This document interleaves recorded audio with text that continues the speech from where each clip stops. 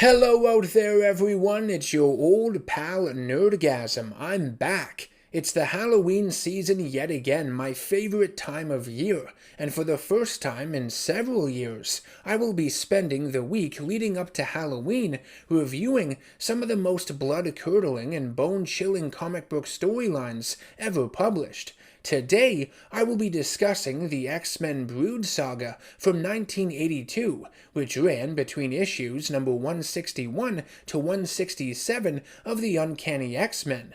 This story was written by the legendary Chris Claremont, with art provided by the late Dave Cockrum, as well as Paul Smith, for issues number 165 to 167. For those of you unfamiliar with the Brood, they are an alien race of parasitic insectoids with armor-plated skin, razor-sharp teeth, and stingers at the ends of their tails, filled with a deadly venom. Similarly to the xenomorphs from Alien, their species are survivors and spread themselves across the cosmos like a plague. In order to reproduce, they must implant other living creatures with the eggs of their queen. These eggs become bound to the nervous system of their hosts, and when they hatch, they painfully consume the organism in every way, absorbing their memories, abilities, and genetic potential, all of which are passed on to a hive mind and to the queen. Some of these embryos can also be future queens themselves, so the whole circle of life can start anew. How lovely!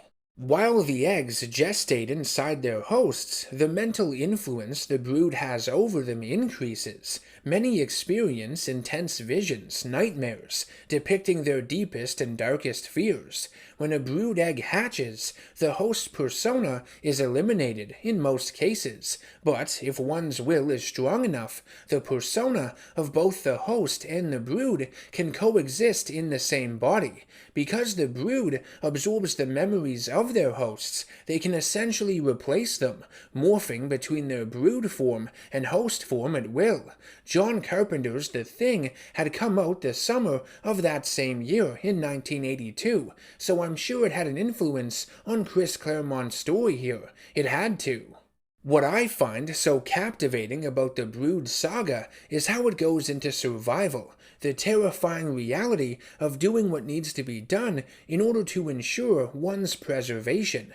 The X-Men have always been heroes, ones that believe killing should never be an option against their foes, but when they encounter the Brood, a race of evil, sadistic, and unsympathetic creatures who target them for their powerful mutant abilities, everything changes. The X-Men wonder if there can be exceptions to their golden rule, especially when they find themselves living on borrowed time, infected with a cancer growing deep within. Will they allow themselves to perish, let evil amplify in the universe, or will they choose to put an end to it, kill it, choose to survive?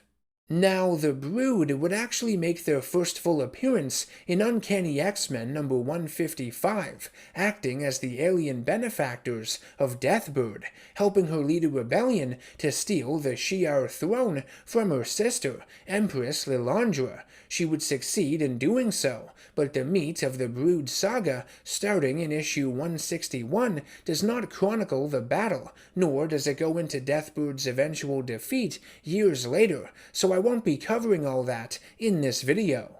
Anywho, Deathbird would kidnap her sister Lilandra, and the X-Men would be given 24 hours to rescue her before the Earth is destroyed by the Shi'ar, who believe Lilandra's abduction to be the act of terrorists. Brood warriors would target Storm and Corsair, father of Scott Summers, Cyclops, and the leader of a group of space pirates called the Starjammers, using a special sniper-like weapon with various capabilities. It could fire a Psy-Scream, which rips the primal fears and hatreds from the subconscious of its targets, making them violently attack each other. One of the weapon's blasts was also strong enough to eat through Colossus's steel coating like an acid, nearly killing him. Wolverine would end up defeating the two Brood snipers that had attacked the X-Men, and after being killed, their bodies would disintegrate. Gross. The X-Men and Corsair would manage to destroy the Brood hideout in the basement of a construction site, but Deathbird is able to capture Professor X and escapes Earth with both he and Lilandra hostage on a spaceship that had been concealed by a partially constructed skyscraper destroyed in the blast. The X-Men and the Starjammers pursue Deathbird's ship and are devoured by an even larger one that appears out of nowhere, hidden from their scanners. This ship is not mechanical, however, instead made up of living, breathing tissue, a peaceful extraterrestrial organism called an Acanti that is being enslaved by the Brood and filled with hundreds, if not thousands, of dome-like cities, resembling a hive. The Brood attempt to kill Xavier and Lilandra in their shared cell, but Cyclops and Corsair come to the rescue. With Empress Lilandra saved, she sends a message out to every ship in the Shi'ar fleet to call off the attack and save Earth. Sensing a mysterious alien presence within him, Professor X uses his psychic powers, only to collapse and fall into a coma.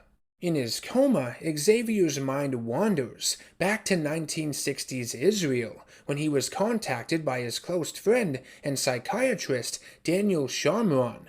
Xavier would use his mutant abilities to pull a Holocaust survivor named Gabrielle Haller out of her catatonic state, reliving one of her last memories as a child, with Nazis depicted as ogres and Gabrielle's body turning to solid gold, a reference to the fact that she had been experimented on, her mind containing a map to a secret Nazi gold reserve that Baron Strucker would later be after. Gabby would find herself falling in love with Charles, and him with her, the classic Florence Nightingale effect. If you'd like to see what this romance resulted in, check out my review of Age of Apocalypse. I go into a little bit more of it there. Spoiler, it's not pleasant. Anyways, Professor X would come out of his coma thanks to the warm and tender voice of his snookums, Empress Lilandra, who he misinterprets as Gabby. Yikes. Lilandra is called home for duty to deal with her sister's rebellion, and a farewell banquet is held on her ship. But mid-speech, she gets the same blank stare on her face Charles did before he fell into his coma. A bomb then detonates under the dining table, knocking Lilandra and all of the X-Men unconscious.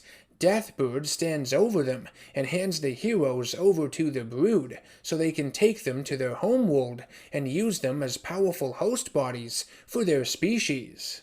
Issue number 162 of Uncanny X-Men sees Wolverine running through the jungle of a mysterious alien planet, having awoken and escaped the Brood. He is chased by several Brood hunters and fights for his life against them, eventually falling and getting trapped in a giant web. While trying to free himself, he sees the long-dead corpse of an Acanti the Brood had lobotomized and used as a starship. In a really interesting flashback sequence, Logan recalls a wondrous celebration at Empress Lilandra's palace. The X-Men believed it had been peaceful, with a tall Shi'ar woman giving each of them an award, presumably for saving Lilandra from the Brood, when in actuality this woman was the Brood Queen, implanting each of the X-Men with Royal Queen embryos. Wolverine, much like the rest of his team, had been hypnotized in some way into believing this fantasy, but Logan's intellect, instincts, and healing factor conflicted with these thoughts, and now, after the fact, show him the true reality of what had happened. Wolverine manages to kill all of the Brood hunters pursuing him, but succumbs to an agonizing pain deep inside his body. Just to give you a perspective on its severity, he describes it as an intense burning, a level of pain he had never felt before, even going so far as preferring death over it. The Brood egg hatches inside of his body and attempts to take over his mind. Reacting to the parasite as if it were a disease, Logan's mutant healing factor is able to fight it off, but just barely, as his skin would appear scaly for quite a while afterwards.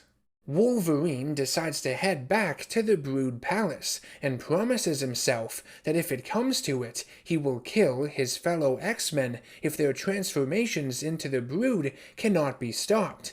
Wolverine comes across Carol Danvers, then Miss Marvel, who had also been captured by the Brood that had been experimenting on her, modifying her DNA and appearance with a special machine. Freeing her, Logan and Carol managed to rescue the other X-Men, Cyclops, Storm, Nightcrawler, Colossus, and Kitty Pryde, and Wolverine escorts them through the Citadel with his heightened senses, because the rest of them still view it as Empress Lilandra's palace, a result of the Brood's hypnosis.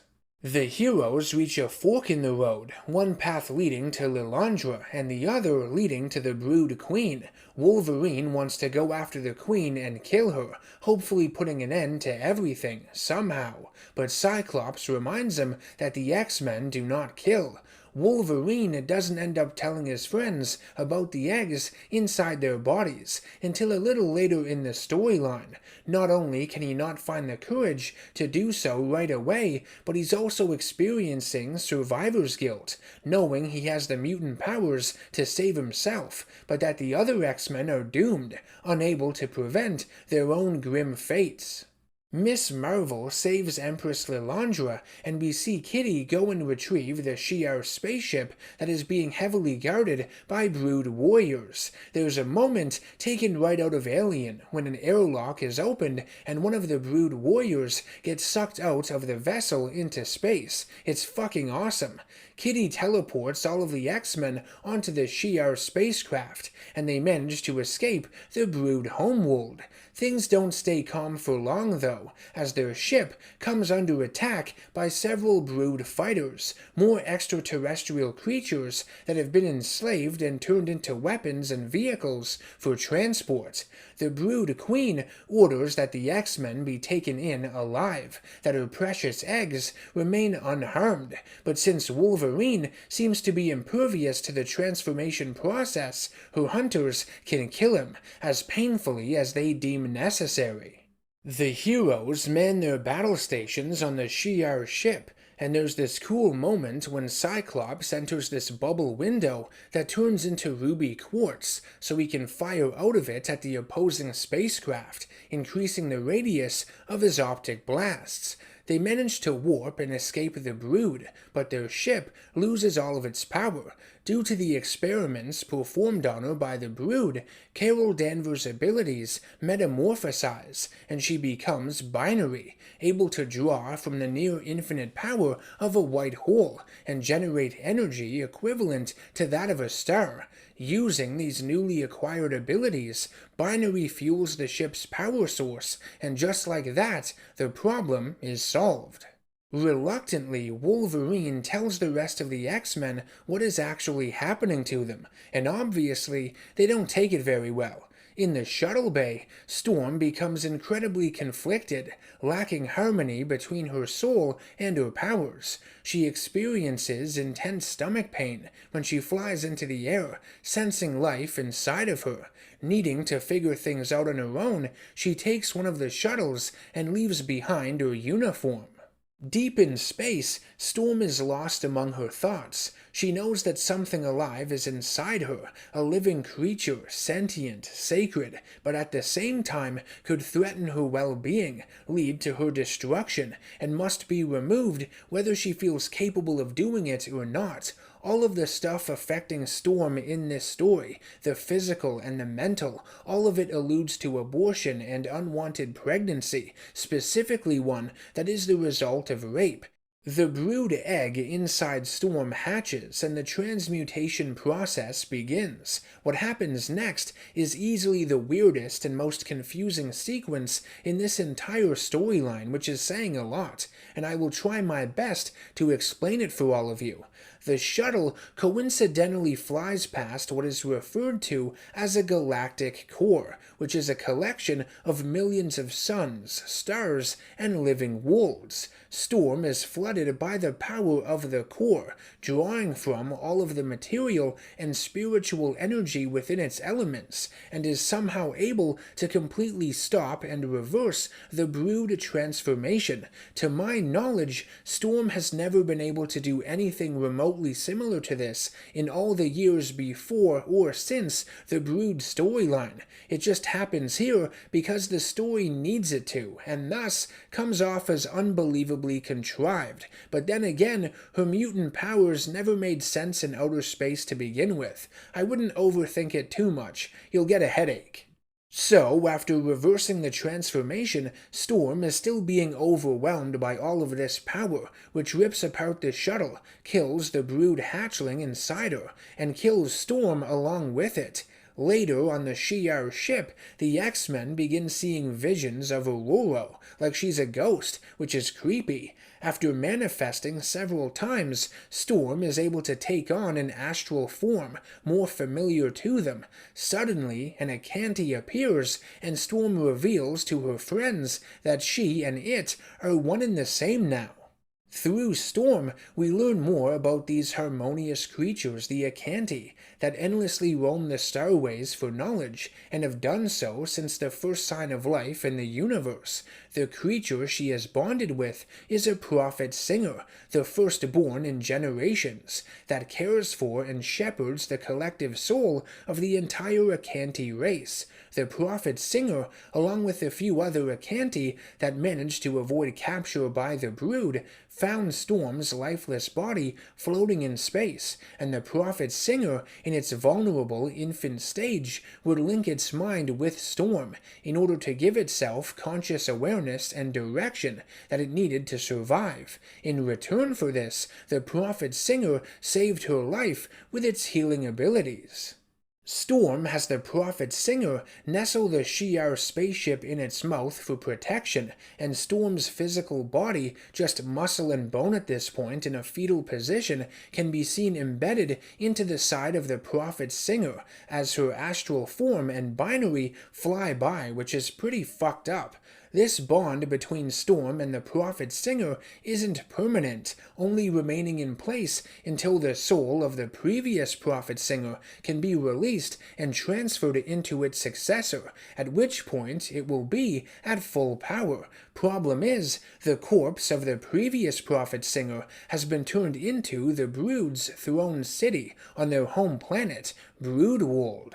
The X-Men determine that the soul of the elder deceased prophet singer is located at the base of its skull, and enter the catacombs of Broodworld to find and release it. Inside the caves are even deadlier monsters that prey on the brood. Kitty Pryde stumbles upon a nest filled with broodling, or sleazoid bones as the X-Men have begun calling them. At one point, when Kitty is running for her life from the brood warriors chasing her, she is saved by a dragon, who incinerates them with fire. The dragon is adorably revealed to be pint-sized though, and would later be named Lockheed by Kitty, stowing away on the X-Men ship when they left Broodworld, and would become her close companion. While fighting the brood in the catacombs, Wolverine notices that Cyclops is acting strange. His aim is off, and his combat instincts seem to be out of whack. Logan gets a whiff of a foul stench coming off of him, and in a sequence stripped right out of the Thing, rips off his visor, revealing Cyclops to be a traitor, a newly hatched brood queen. The X-Men are quickly incapacitated and taken back to the mature brood queen, who decides to feast on Wolverine instead of implanting him with another embryo. Cyclops' will is strong, however, and he manages to fight the influence the brood has over him, able to release an optic blast which weakens the queen. Wolverine uses the opening to knock Cyclops out and force the surrounding brood warriors to drop their weapons, or else he will finish off the queen. The X-Men come too and take her hostage as they enter the crystalline soul chamber of the deceased prophet singer. All of a sudden, the X-Men fall to the ground in pain. Their brood eggs are finally hatching, and they begin transforming. Wolverine prepares to make the difficult decision of killing all of his friends, until Binary swoops in and rescues him. As they fly away, the Brood Queen reminds the heroes that victory is impossible. Even if she dies and all of the X-Men hatchlings do as well, there is still another Royal Queen embryo on Earth. With Logan safe, Binary returns to the Soul Chamber and uses her vast power to free the soul of the Prophet Singer and transfer it into the Infant One. With the new Prophet Singer at full power, it's able to kill all of the brood embryos within the X-Men, restore the life of Storm, and turn the Brood Queen into a crystal, because comic books. The X-Men are then teleported to the Starjammer, which was finally able to locate them after several weeks of searching, just in time to witness Broodworld explode, the result of Binary's actions. Though the home planet of the Brood has been destroyed and the surviving Acanti freed, the X-Men's battle isn't over yet, as the final Queen embryo still lives, if you recall, inside Charles Xavier. On Earth, Professor X's latest students, the Teenage New Mutants, are watching TV, just as the X-Men violently burst into the X-Mansion in search of their mentor.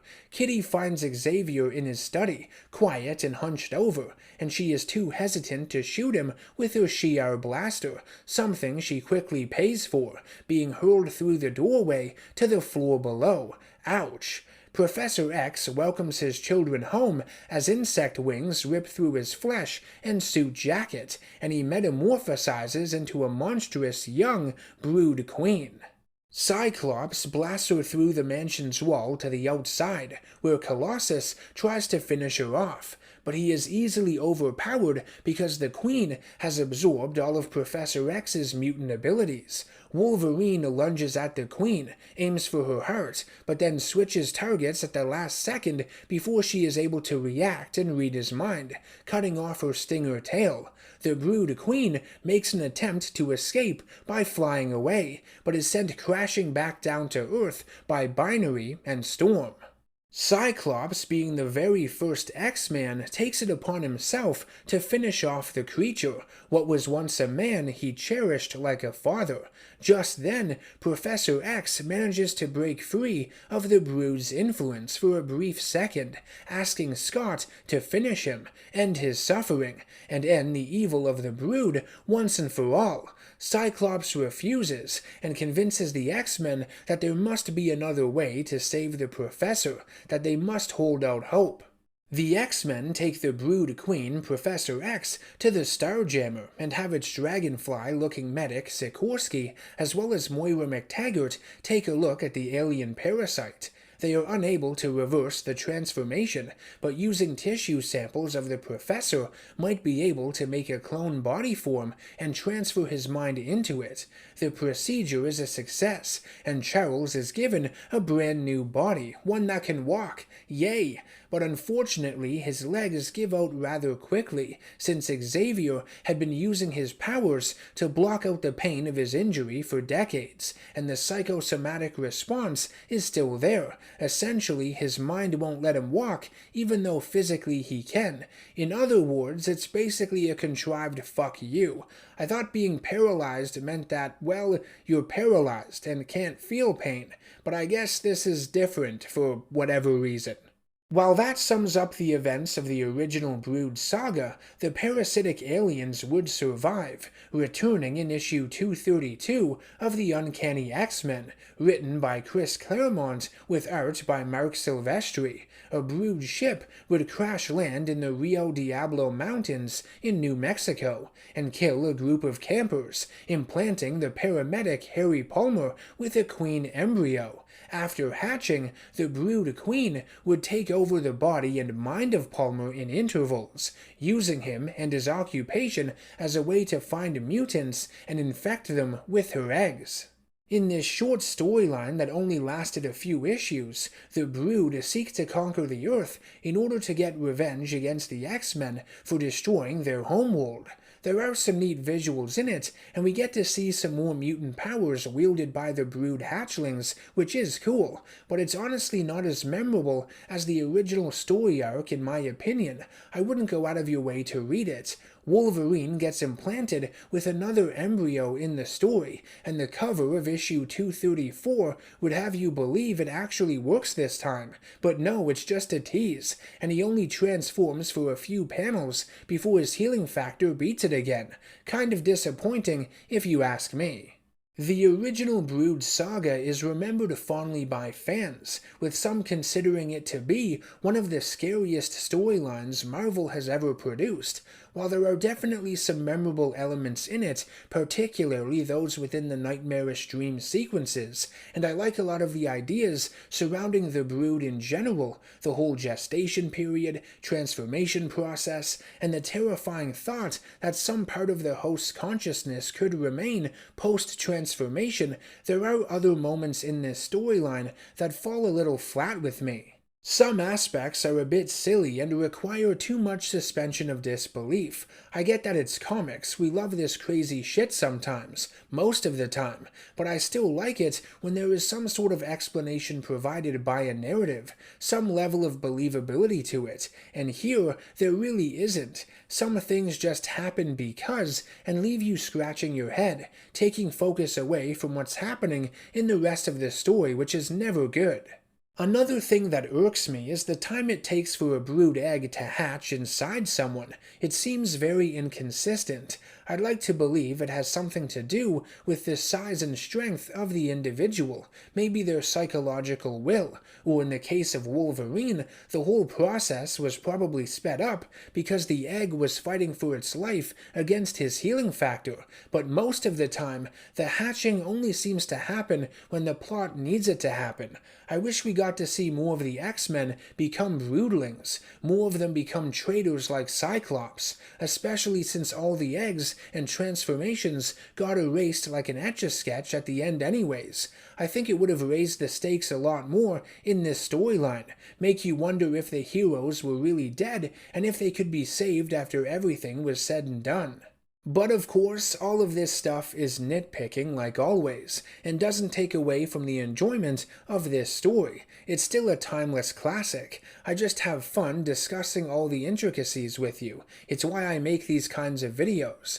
I'd love to hear your thoughts on the Brood saga down in the comments section below, and I want to thank you for watching my review. I hope you enjoyed it. If so, make sure to subscribe to the channel, share the video to anyone you feel might enjoy it too, and become a producer over on patreon.com if you can. I will see you all in the next one.